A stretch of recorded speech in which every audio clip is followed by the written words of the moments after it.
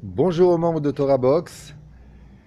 Le message de Yom Kippour, il est basé sur la chose suivante. Pourquoi est-ce qu'à Yom Kippour on lit la Haftara de Yona?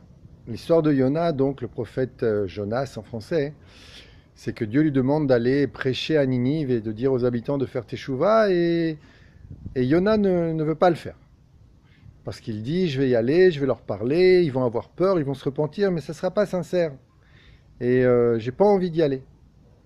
Et donc, il y a l'histoire dans le ventre du poisson, mais à la fin, Yona y va. Il leur parle, il parle aux habitants de Ninive, et les habitants de Ninive se repentent. Maintenant, il faut savoir que les habitants de Ninive n'étaient pas des juifs.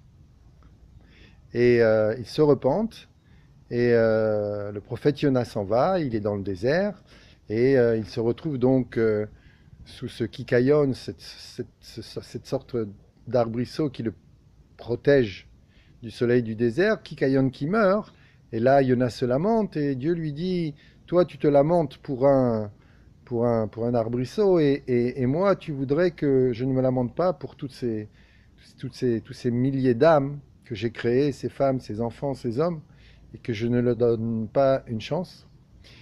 Le message est le suivant, c'est que il faut bien être conscient à Yom Kippour que Dieu nous pardonne vis-à-vis des erreurs qu'on a commises envers lui. Dieu nous pardonne inconditionnellement.